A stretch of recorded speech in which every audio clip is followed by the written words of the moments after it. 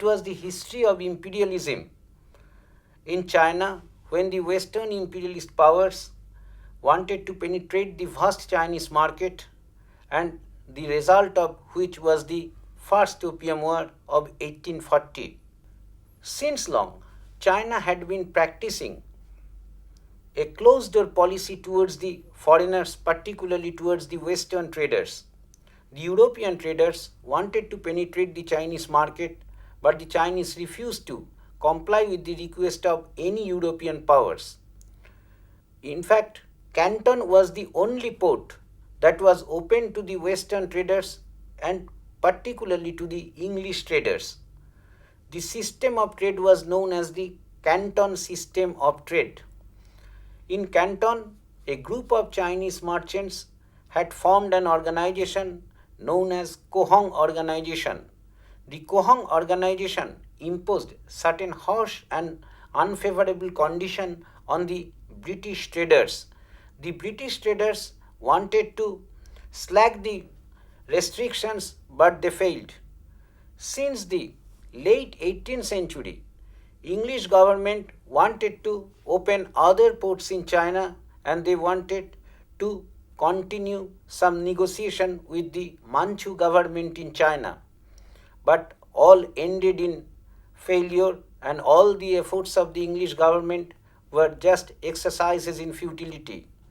The Manchu government of China was not at all interested to introduce any trading relationship or commercial relationship with any Western power, and it was a blank refusal on behalf of the Chinese to the English government. Then the English government had adopted a very unique method to penetrate into the Chinese market. What did they do? They would collect huge amount of opium from Bengal, and the English East India Company, after collecting huge amount of opium from Bengal, they began to export them to China, and in no time the Chinese, a large number of Chinese, became addicted to opium. In the beginning, the Chinese traders would purchase opium by giving the British traders some goods like porcelain, Chinese silk and tea, but it was still difficult to maintain the balance of trade. They had to pay huge amount of silver for purchasing opium, and a large amount of silver began to be drained from China, and instead the Chinese began to get opium from the English traders. Now, opium, as we have pointed out, was known to China since the Middle Ages. And of course, this was known only as an ingredient in medicine. But now the drug became a vice. A large number of the Chinese people became addicted to opium. The first to take it were young men from the rich families, but in the towns it spread rapidly among all men under 40 to start with. All men, all young men, mainly urban, because who had the money, who had the money to buy. Then we have the small shopkeepers, we have the peddlers, we have the officials, the entire army and other sections. The total services sector was greatly affected as a result of this. According to one estimate, there were between 4 and 12 million smokers in China at that time. As a result of this opium traffic, opium trade, business slowed down, the standard of living fell, and public services could no longer work smoothly. When this thing continued, the Chinese government saw that the opium trade affected China in two ways. First, there was a moral degeneration of the Chinese people, as a large number of the Chinese people got addicted to opium. Secondly, it was disaster for the Chinese economy due to drainage of Chinese wealth. In no time, large amount of opium began to be drained to England, and it was a very profitable business, profitable trade for the English traders. In the year 1800, the Manchu government imposed a ban on opium trade in China. The opium trade in China was declared illegal, but still, the declaration of opium trade illegal or the ban on the opium trade failed to put any brake on the illicit opium trade in China. Statistics will show that the opium trade still went on increasing in China. In 1800, China used to import 2000 chests of opium. In 1840, it rose to an alarming height of 40,000 chests per annum. It was alarming for the Chinese economy. And the Chinese government realized that if the opium trade continued, it would be difficult for the Chinese to survive and face the challenge of Western imperialism. It was at this crucial juncture of Chinese history, the Chinese government called Lin Sheshu and appointed him a special commissioner in Canton. Lin Sheshu took his office in March 1839. By May 1839, he began to take stern measures against the dishonest traders and corrupt officials. On 18th May, Lin had confiscated about 21,000 chests of opium from the British ownership, and on 3rd June, he publicly destroyed the confiscated opium. The British got angry, but then Lin Sheshu had driven away the English traders from Canton, and the English traders left Canton for Hong Kong, situated 90 miles away from Canton. But the British traders did not like the behavior of Lin Sheshu. They were determined to retaliate, and they took time to take action against the Chinese. One Chinese official who became important because of the Opium War, he was Lin Se-su, and who later played a leading role in the opium crisis. He calculated in 1839 that 100 million taels were being spent every year by the Chinese opium smokers at a time when the government's annual revenue was approximately not more than 40 million taels. 40 million taels, that was the annual revenue of the government of the Chinese government, and 100 million taels, 2.5%, more than double, were spent for the purchase of opium by the Chinese opium addicts. And as a result of this increase in opium addiction, opium smoking, it led to the shortage of silver, and which had a very detrimental effect on the Chinese monetary system. In fact, in 1837, opium represented 57% of the Chinese imports. Thus, there was a huge outflow of silver from China to the Western countries.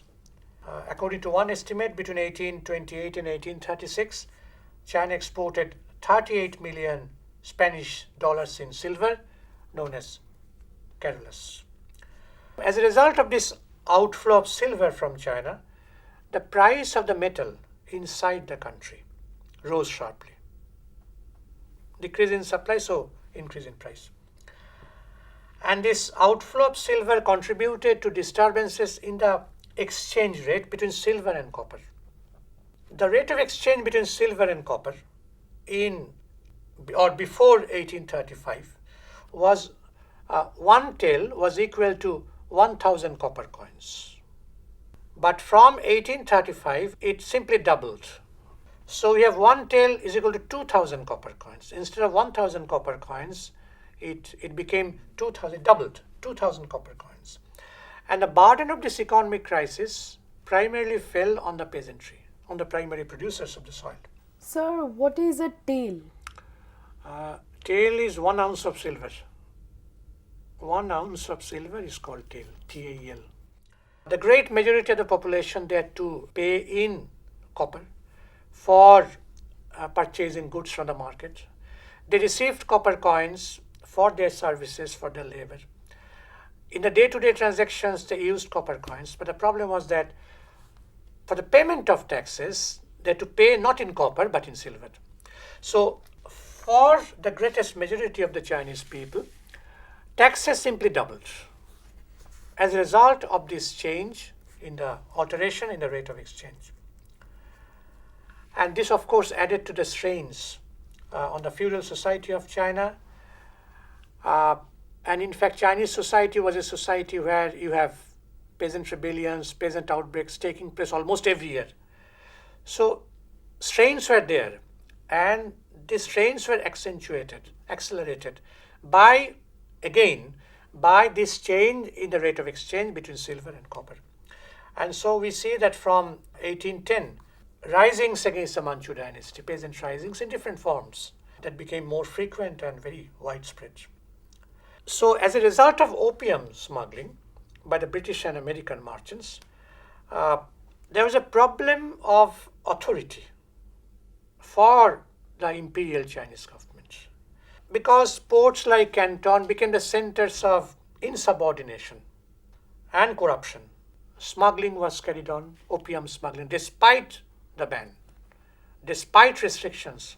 Opium had been going on, opium smuggling had been carried out by means of a vast network of Chinese clients, Chinese comprador merchants, or other agents. And many Chinese compradors, they were eager to grow rich. And they also started investing in the opium business as brokers. Another important development took place in the year 1834. There was pressure from the free trade lobby on the British government. And as a result of this pressure, the British government abolished East India Company's monopoly of trade with China. And that started a process when more and more British capitalists, they rushed to China for trade and profit. In that context, the British government sent William John Napier to Canton as the superintendent of British trade in China to extract more and more concessions. But his mission was a failure. And so they became totally frustrated, and Napier ordered 2 British warships on 5th September 1834 to bombard the forts at a place called Humen. And he arrogantly declared that war between Britain and China was imminent, and that China would have to take the responsibility for any eventuality. The British aggressors then sent Sir George Robinson and then Charles Elliot, again 2 other people, to leave no stone unturned to facilitate the armed opium traffic and frustrate China's efforts to curb all their efforts. So China was faced with a crisis. It was a very grave crisis indeed, and it was this crisis which ultimately contributed to the First Opium War of 1840-42 and the signing of the Treaty of Nanking in 1842, which was the first of a series of humiliating treaties that China had to sign. The Opium War broke out in June 1840 when an English army invaded China under Admiral Elliot. The Chinese gave a gallant fight, but it was not possible for the Chinese to cope with the advanced military training and modern arms and equipments of the West. The result was a disastrous and humiliating defeat for China. China tried hard but could not fight the British properly, and ultimately China had to sign the Treaty of Nanking in August 1842. And by the Treaty of Nanking, the First Opium War, which is also known in history as the First Anglo-Chinese War, came to an end. Sir, we all know that the opium smuggling is a very important factor for the opium war. My question is, if there wouldn't have this opium factor, then what would have been the case? You mean, had there been no opium, the war would have taken place? Whether the opium war actually would have taken place? No, war definitely must have taken place, because the war took place in the context of Western penetration. India was colonized by Britain. Opium was no factor in the case of India. But in the case of China, opium was a factor. It was China's history was somewhat different. And actually, it was their arch for colonization, for profit, more and more for business, and ultimately colonization. It was this arch which must have activated the foreign merchants, the British merchants, to adopt any method. Opium was important, no doubt, in the Asian trade or intercontinental trade, no doubt about it. But had there been no opium, yes, war definitely would have taken place. And they would have adopted any other means, any other pretext. Because the main thing was not opium. The main thing was Western penetration and ultimate colonization, or if possible, partial colonization. So they would have adopted any other means to achieve their goal. The Treaty of Nanking was purely an unequal treaty. Why it was called unequal treaty? China had to pay a war indemnity to England of about 21 million silver dollar as war indemnity. It was a huge amount which China had to pay. 5 ports, Canton, Shanghai, Ningpo, Fuzhou and Amoy, all these 5 ports had been opened to the British. Britain was also declared the most favored nation in China. Apart from this, Britain got hold of Hong Kong, and thus Britain penetrated into China, and the Kohong monopoly in Canton came to an end as other ports had been opened to the English.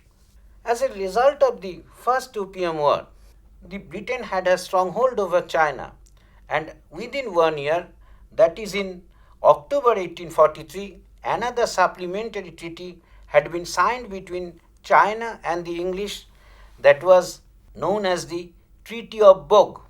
By that treaty, the British had a control over the Chinese tariff system. British decided that they would impose the tariff on the Chinese goods, not the Chinese government. It was dangerous. It was a pure attack on the Chinese sovereignty.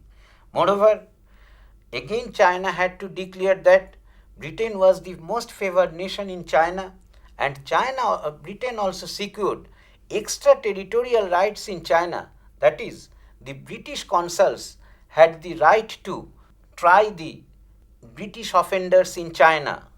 Chinese authorities and the Chinese government lost any right to try any British offender in China, and that was known as the extraterritorial rights.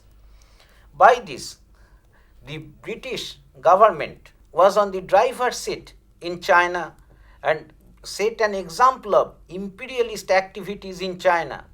But British activities began to entice the other powers, and the other powers also became interested to open Chinese markets and to penetrate into the Chinese market.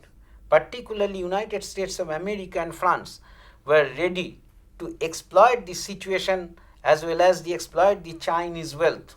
In August 1844, the Treaty of Guangxia was signed between China and the United States of America. China had to concede certain unfavorable terms and conditions by the Treaty of Guangxia, and the United States of America imposed those terms and conditions. In October 1844, another treaty known as the Treaty of Huampua was signed between France and China. The similar concessions had been secured by France also. Moreover, France got the right of Catholic missionaries to establish Catholic churches in China. So, we see that by this treaty, China entered into a system which is known in the Chinese history as the treaty system. The treaty system converted China into a semi-colonial country, and you noted that I am using the term semi-colonial country, and that I shall explain later on. And as an aftermath of the First Opium War between England and China, America and France also came forward, and they were also interested to have their concessions and China, being a weak power, being a backward power, had to concede to the demands of America and France as well. All these treaties were unequal treaties, as China had to enter into the unequal treaties under duress and coercion. So this system is known in history as the treaty system, and this treaty system was the history of the beginning of colonialism in China, and China became a semi-colonial country. In fact, tightening grip of Western imperialism loomed large over China, and this was the end of the first treaty system and first Opium War. Why did Britain impose a Britain and France and the other countries impose a semi-colonial status on China? Like Britain was the first to come, so like Britain conquered India. I shall totally. explain it later on when I shall make a comparison between the Indian history and the Chinese history. But Britain did not impose it. In fact, China was such a vast country that it was not possible for Britain to capture entire China. It was not possible. It was the main reason. And what was the essence of the main essential features of semi-colonial status, that I shall explain in the concluding part of my speech. So all this opium was coming in only through the port of Canton. Yes. In fact, Canton was the only open port. In other ports, and that I shall discuss later on, after Opium War, other ports had been open. Other ports were not open to any Western traders, neither European traders nor British traders and American traders. But the Japanese, Koreans, these traders not could Japanese, only Sham, Malaysian, Korean, such traders. In fact, Korea was a tributary state of China at that time. Korea had no independent entity. In fact, they used the system known as the tribute system. Some small powers, Sham and other South Asian countries, they had to pay huge tribute to the Chinese empire, and they were allowed trade. That was in the 18th century. But why did the Chinese government impose such a closed door policy? Was it due to some that xenophobic? is a long history.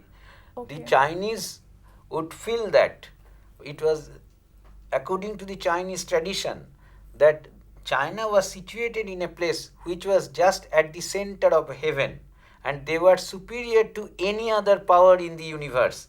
They cannot trade with the other powers standing on same footing. It was the view and attitude of the Chinese. But it was natural. In 18th century, England was a vast colonial power. England would not agree to pay tribute to the Chinese emperor or Chinese government, and they wanted that some balance of trade should be formed, and on equal terms trade and commerce should be made, and this was why they started negotiation with the Chinese government, but the Chinese government did not want. They wanted to follow a closed door policy. Okay. And it was the reason why the British resorted to force to open China, to penetrate into the vast Chinese market. So you were talking about the Canton system of trade. So since when was this system of trade prevalent? In fact, Canton system of trade was prevalent since Middle Ages, but it became very popular when due to increasing Western power. The other powers who would pay tribute to the Chinese government, they would come and pay tribute, and they got engaged in trade and commerce with China. When due to increasing Western power in the 18th century, Canton system of trade rather became popular. But even before that, Canton was the only open port to the Europeans and the Western powers. No other ports were open to the other traders. So why did they even allow Canton to be opened? Was it also by force? No, it was due to Western pressure. Western pressure, yeah, that's It was due to Western pressure. And what about the relation with Japan? Like China didn't trade with Japan. At that time, Japan was not a very significant power. Japan also used to maintain a closed door policy up to 1867, up to Meiji Restoration, you know. Now I have just come at 1840. The first Opium War begins. Japan was not Japan was not interested in China. China was also not interested in Japan. Two neighboring states. But Japan used to get a lot of influence, cultural and a that lot of was influence. true, but Japan was not interested in trade. China was also not interested in trade. Both So apart followed. from traders, other people could Yes, come yes, in. yes. There was a more or less good relationship between the two countries. Not imperialism, but nothing like Like that. missions were exchanged Ah, between the two countries. Yes, yes, yes. Japan became an imperialist power towards the end of the 1890s, and first experiment of Japanese imperialism was against China in 1895, the first Sino-Japanese war, when Japan became, and that was much after Meiji Restoration.